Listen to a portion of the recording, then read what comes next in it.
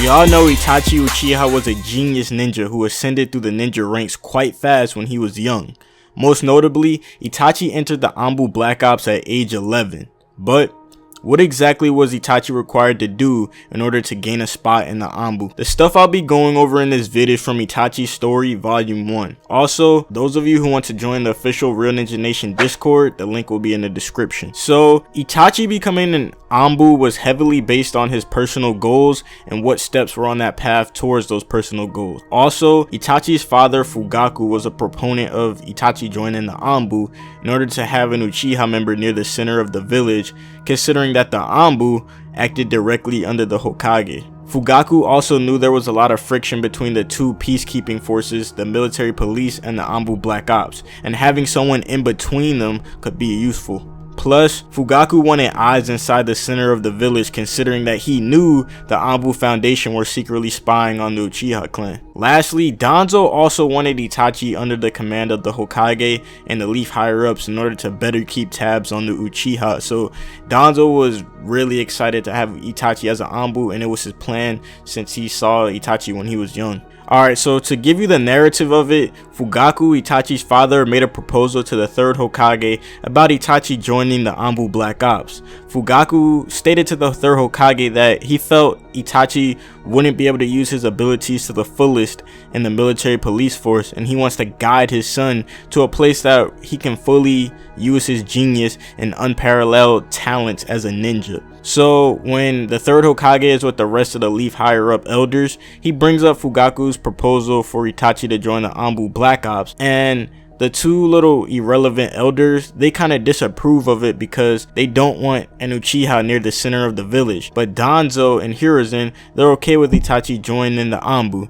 So after they talk, the third Hokage says he thinks this will help eliminate the rivalry between the village and the Uchiha, and he states that they first need to win over the hearts of the young people, and bringing Itachi to the center of the village life should be a good opportunity for that. So Danzo agreed with Hiruzen for his own personal agenda, considering that he would really never agree with Hiruzen's optimistic thinking at any time. But since Danzo was like, yo, I wanted Itachi in the Anbu anyway, he agreed with Hiruzen. So at the end of their discussion, Hiruzen mentioned that Itachi's only 11 and that they need to see if he's ready for the Anbu. So Hiruzen and Danzo inquired about a mission to join the Anbu, and Danzo said to leave it to him. Now, to follow up that, here are some direct passages from what happened when Itachi was summoned in regards to his Anbu membership. Fugaku already told you, then. Itachi listened expressionlessly as Danzo spoke, taking sidelong glances at the boy, the leader of an organization separate from the Hokage's Anbu, the Foundation. The organization Danzo ruled over was, at least in name, affiliated with the Anbu, but it had a different command structure. The Foundation was an elite squad that recruited the finest in the village when they were still children, and faithfully carried out its work in the shadows to maintain the peace from the darkness in the village. Itachi himself had only learned all this after Danzo summoned him here. The majority of the people in the village weren't even aware of the existence of the Foundation. Danzo had been Hiruzen's right-hand man since they were young, and most people thought of him as something like an administrative official who managed the surface Anbu. Danzo's rooms were in the depths of the building at the foot of the mountain with the Hokage monument. The faces of the previous Hokage carved into it, located due north of the village. On the surface, the building was for the storage of documents and materials related to administration.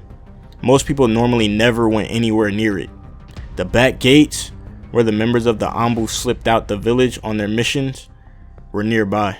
It was a shadowed place, no light hitting it, even at midday, and this particular room was in the center of this dark place. So dark that although it was past noon, large candles burned in the four corners. In the flickering flames, Danzo appeared bewitchingly, otherworldly.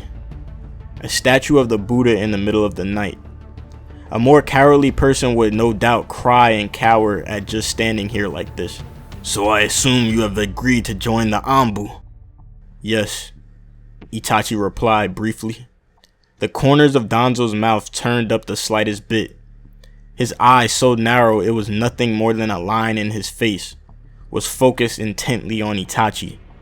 His gaze seemed to catch every breath, every tremor of every hair. It was so sharp, it filled Itachi with horror. The boy almost felt like he was on the battlefield with an enemy.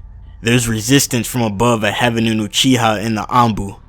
Even here, that black darkness twisted up around Itachi. The enmity of his father and others at the clan meeting.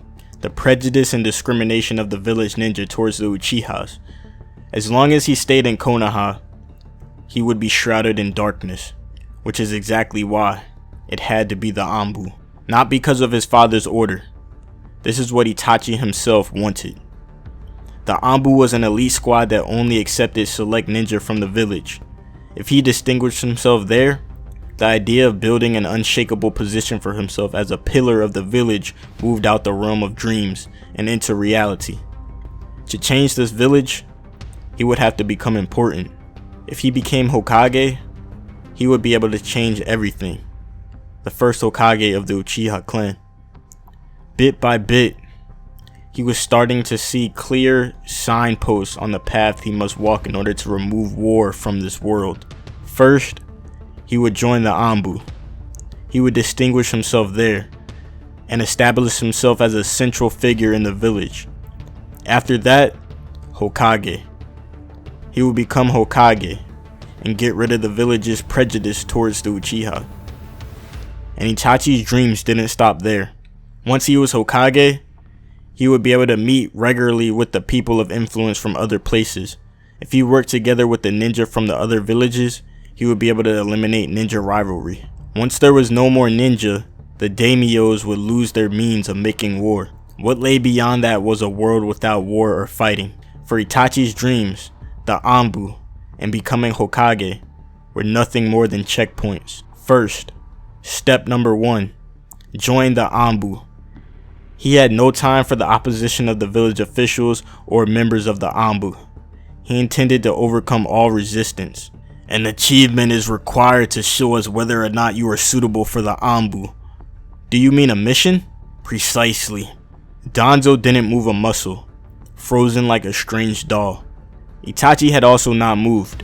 He felt like if he so much as twitched, Danzo would see right through to his true intentions. A silent battle was unfolding between them. I have been put in charge of giving you that mission.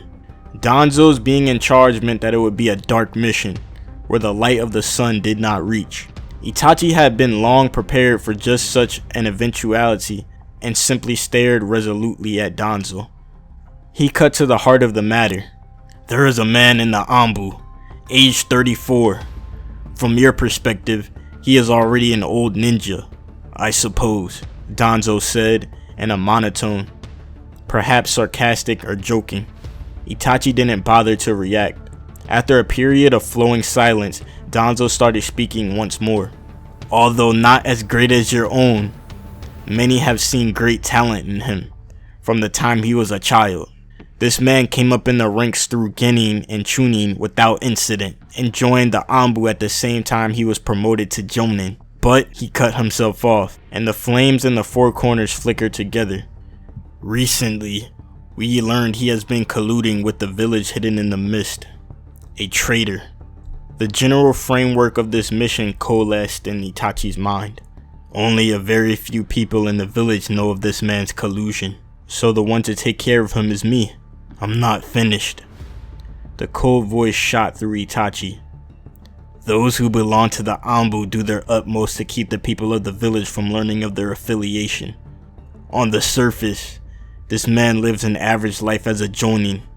He has a wife and 2 children, ages 3 and 1. What is Danzo trying to plant inside me? Itachi asked in his heart. Was he trying to test the boy somehow? By telling him that he had to kill someone with a family? If this speech was motivated by the suspicion that Itachi would be carried away by emotion and hesitate to fulfill his mission, Danzo was seriously mistaken. Other than the fact that he was linked to the hidden mist, this man is capable, a great ninja, trusted by the Hokage himself. Danzo spat out the words, great ninja, too theatrically. They had no truth to them. Itachi knew that Danzo was being sarcastic. He had had several times more experience than the average 11-year-old child and understood these subtleties of emotion. But if we permit a traitor, the village will never be strong. Danzo continued. I understand, Itachi said with a hint of irritation at Danzo's circuitous way of speaking.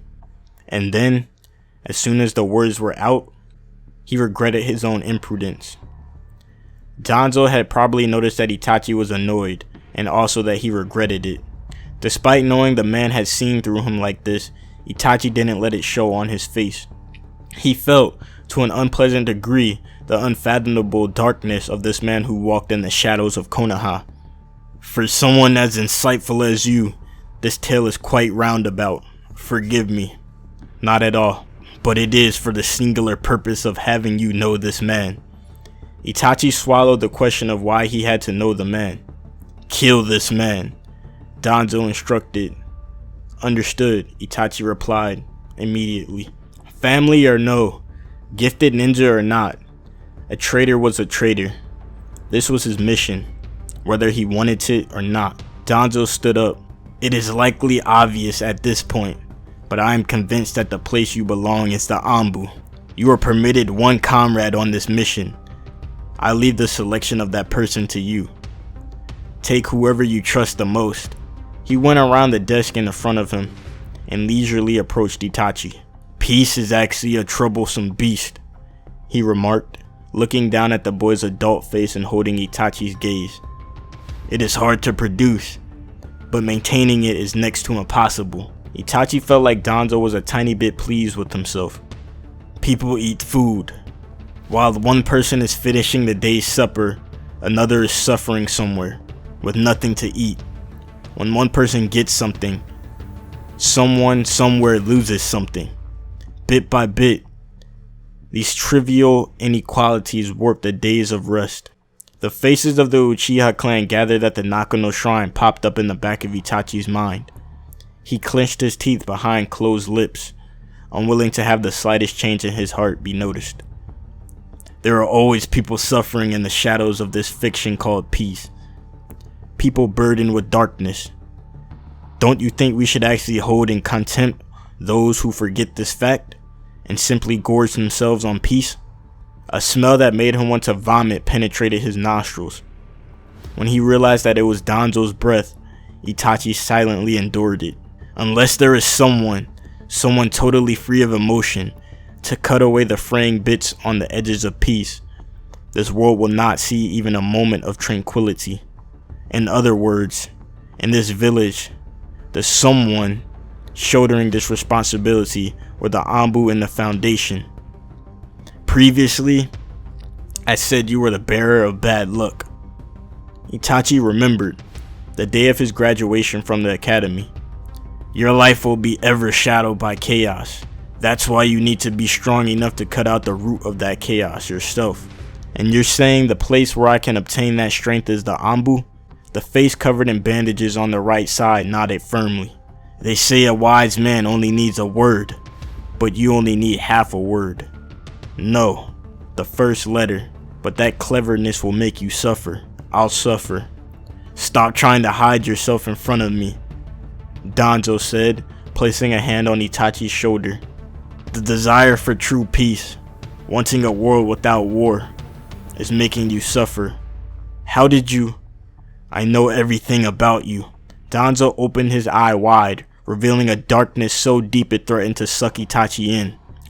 The one who can bring about this true peace is one who has the deepest darkness inside of him.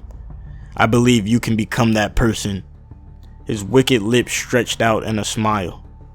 Come to me, Uchiha Itachi. Before Itachi had the time to even think, his instincts were turning his face away, as if trying to whisk him away from the darkness and its mysterious appeal. Okay, so that is basically what went down when Itachi got summoned to see Danzo in regards to his Anbu membership. It is stated that Itachi has to go on a mission in order to basically prove himself worthy of the Anbu. So, of course, the person in charge being Danzo orders him to do a dark mission. Itachi has to assassinate, he has to murder this traitor in the Anbu Black Ops, who is working with the village hidden in the mist and kind of giving them information. So Itachi must go and kill this dude with the help of one person that he can choose, and after that is done, he can join the Anbu Black Ops. Now it's said that this dude in the Anbu is pretty powerful, and it's really not gonna be any playing around. It's the real deal. So that is Itachi's proving grounds to join the Anbu. It really wasn't detailed in the manga or in the kind of show, the anime adaptation, but Itachi did have to go on this mission. Now,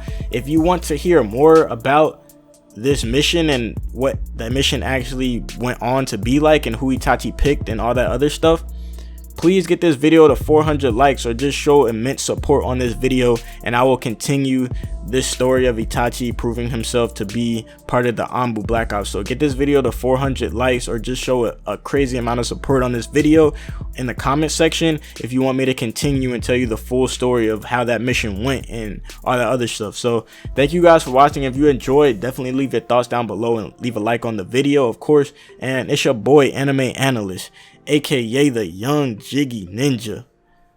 I'm out of here, guys. Peace.